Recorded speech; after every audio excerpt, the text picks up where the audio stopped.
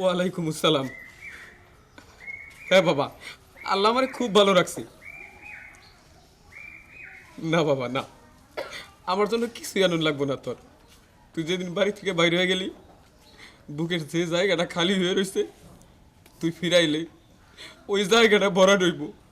তোর কাছে আমার তো এটাই চাওয়া। না না বাজান, আমার জন্য কিছুই লাগবো না। আমার জন্য গহনা শাড়ি আর মেকআপ বক্সের কথা কর না। বাবা রে, আমার জন্য তো কিছু লাগবো না।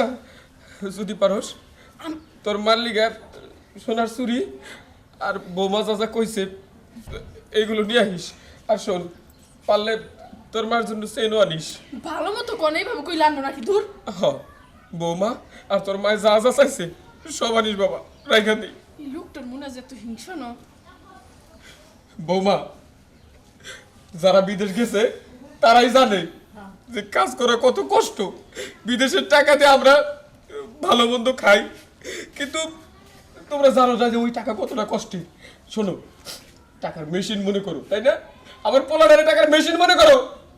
শোনো, এত বেশি কথা কাউকে ওই দেশে থেকে ইনকাম করলেও যে কষ্ট করে টাকা কামাইতে হয়, বিদেশে তার থেকে আরো আরামে কামাই করে, বুঝছো? তোমার তো মুরদ নাই, আমার দুইটা সোনার চুরি বানাই দিয়া কুলার কাছে চাইছে, আরে অস্থির হয়ে গেছে। পোলার কাছে সোনার চুরির চাওয়া তোমার ঠিক আছে, কিন্তু পোলারে একটু আদর ভালোবাসা দেওয়ার না, তোমাকে মতো স্বার্থ বললে কয় না।